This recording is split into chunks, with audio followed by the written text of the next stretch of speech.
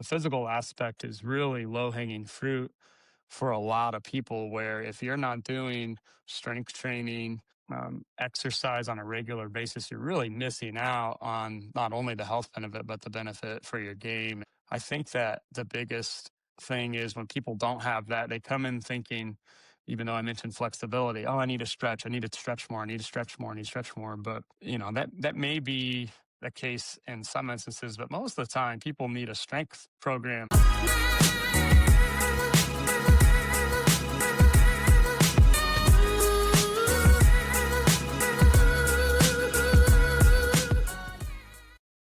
Welcome to another episode of Grab Coffee with me, where great conversations and even better coffee meet purpose, leadership, and the people making an impact in their communities and industries. Today's episode is brought to you by Dowden Golf Solutions, transforming corporate events one golf experience at a time. I'm your host, Ian Peterson. Let's pod. Today, we have a guest that focuses on bridging healthcare, performance, and a great culture to one cohesive model. The founder and operator of Florida Physio, a premium physical therapy and performance practice, Dr. Leighton Peebler. Leighton, thanks for joining me. Oh, I forgot to mention, loving husband and father of two, Oh, yeah. and a great golfer. We even though this pod isn't about golf, everybody I seem to have met has been through golf. So thanks for joining us, Leighton. I think that Tiger was one of the greats. I was one of the tie for 40th place in college golf. So you go do something else, There you go. that kind So of thing. I was going to ask you, how did you get into physical therapy, being a golfer Yeah. yourself? So how did that happen? Was on the golf team in college. Mm-hmm. And just that, when you're kind of the sixth man, seventh man, the Rudiger of the team, Mm-hmm. a professional career isn't for you. My dad was a professional golfer and in the business, and told me to stay far away from that. And so I was always a little better at school, and it took some time to figure out that physical therapy was the track, but I knew that I wanted to help people in some capacity, whether that was through education or some kind of healthcare field, and PT. With my exercise background, I was kind of drawn to that for sure. Cool. Great. Now this podcast is about drinking coffee and having great conversation. So I see you're a coffee drinker. What is your go-to coffee order? Well, this is so ironic today because I'm not typically a peppermint mocha kind of guy. Mm-hmm. Mm-hmm. But I flew in from New Mexico late last night. I found a 5 a.m. guy at my office and ran through Starbucks because there's no groceries in the house. My wife and kids are still with her family in New Mexico, coming back today. And Nice. so I went with a holiday thing, but I'm usually a early morning with my dog, 5 a.m., black coffee out of the pot kind of guy. And I'll even throw a few ice cubes in it just to get it done and down, get the caffeine in me and get going for the day. Because we have a lot of 5 or 6 a.m. clients here at the office. Yeah. So we now know that you're a physical therapist. When you meet somebody for the first time, what do you tell them that you do? That's changed over the years. Mm-hmm. People have certain ideas of what a physical therapist is. And so I don't really try to get into that as much as here's a good example. If I was like playing golf and someone, what do you do for work? I would say I help golfers improve their flexibility. And then it creates a dynamic where the conversation, well, how do you do that? Well, my background is I'm a PT. So if the golfer's hurt, I'll use some rehab principles, or if they need an exercise routine, I'll help them develop that over time. It's probably more, the answer today is probably more I help golfers reach their full potential, whether that's get out of pain first and then move across the spectrum into a performance plan, which would be strength training for men's or women's health, strength training for golf, sports performance. Like speed training is really fun and exciting and works really well when it's done right. Yeah. Now, I know you have some other things in the works. I've been to your office before. It was, 1,500 square foot space, a lot going on. So explain to us what else you have in the works. What can we look forward to with Florida Physio and some of the ideas that you have? Yeah, well, Florida Physio was a name that came from my honeymoon where my wife is a physical therapist on the Hmm. tennis tour. And we met this Australian couple while we were in Germany who were there also on their honeymoon. And they called us the physios, excuse me, from Florida. And in America, everyone calls them physical therapists. But on the tennis tour all over the world, physical therapists are known as physios. And so Florida Physio came about, but no one really knows what that means. Hmm. It's kind of a bad name. It's on my golf bag, and people say Florida Psycho. What is that about? And so and it's kind of ironic because we have had an identity crisis. We do have a great culture and clientele, but some of those people were coming for physical therapy. Some of them weren't golfers. Some of them were coming to work on clubhead speed, and so you'd have a dynamic where Hilda would be rehabbing her knee replacement, a non-golfer, and 10 feet away, a 25-year-old aspiring pro is hammering drivers into a simulator. And so we were on top of each other, and it was loud. And we had an opportunity to take over essentially our whole building, and phase one of that is done with expanding the physical therapy side to 3,000 feet. And Studio Golf, who I'm in a partnership with, we're going to put another approximately 5,000 square feet of Studio Golf right next door. And so that golfer's physical health spectrum will actually be Nice. true where, hey, I'm hurt. Go see the physical therapist at Florida Physio, rehab your elbow.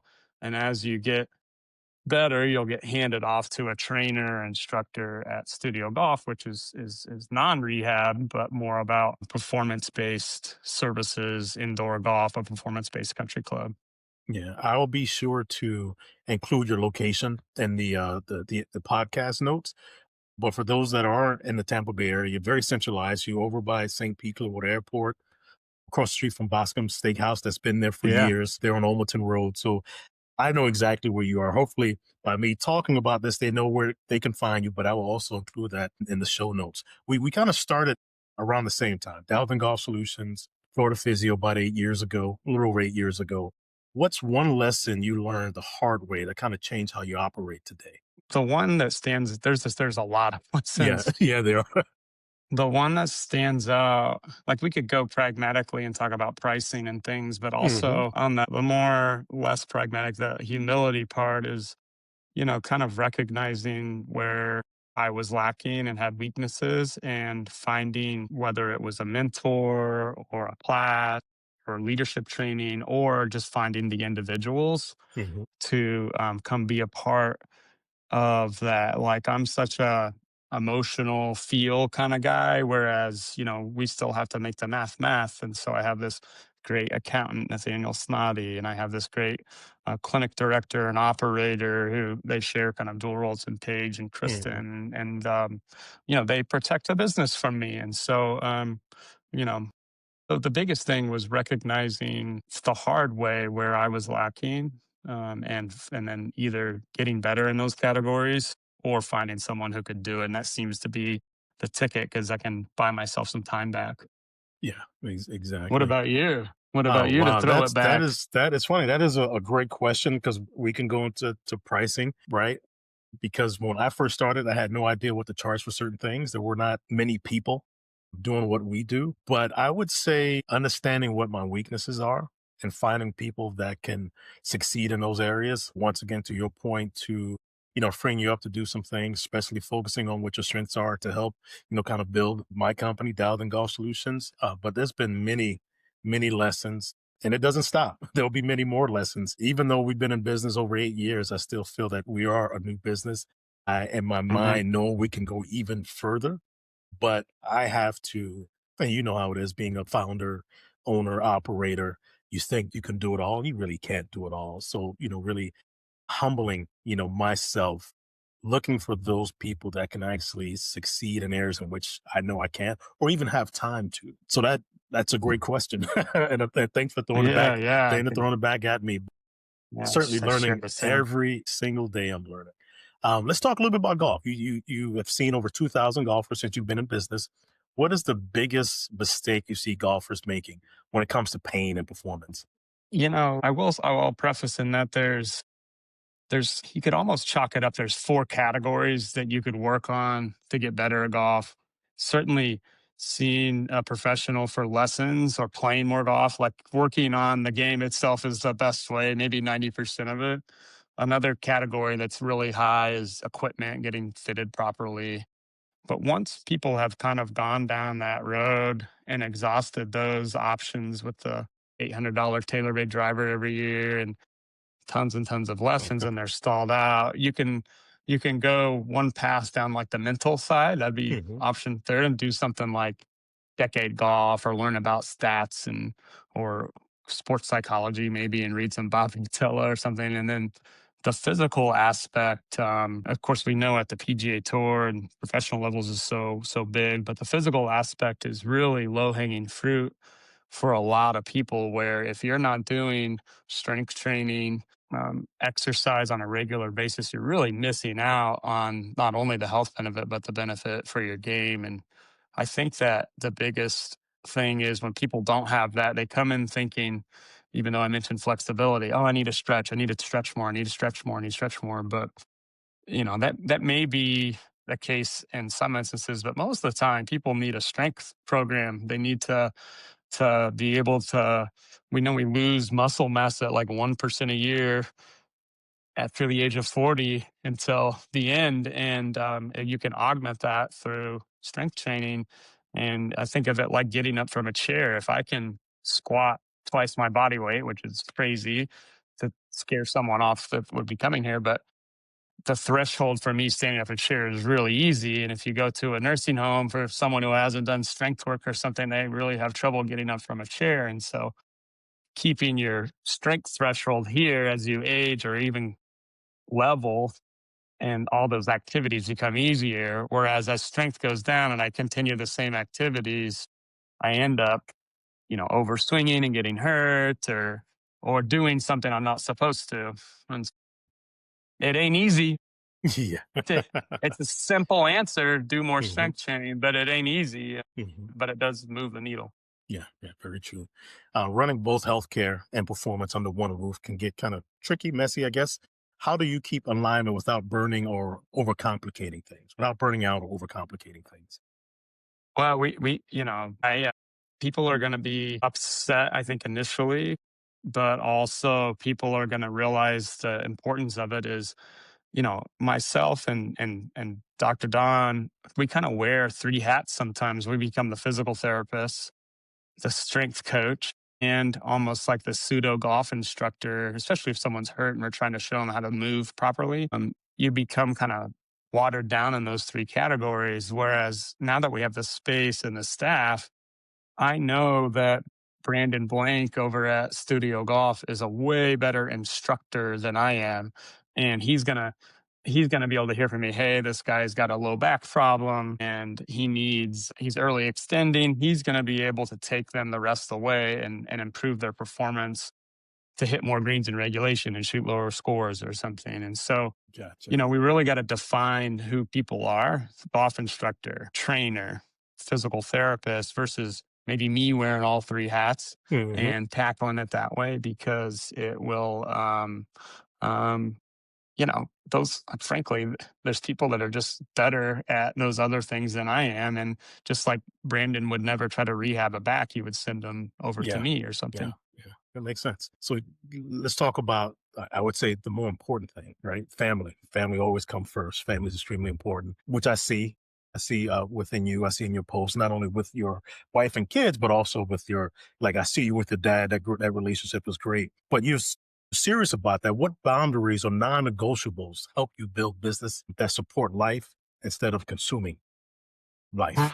Man, this is a great question for me in 2026, Yeah. because it has been a boundary issue for me Hmm. that I'm very public about, where I would go from 5 a.m. to 7 p.m. or later, day after day after day after Hmm. day after day. I knew the old adage of your kids grow up before you know it.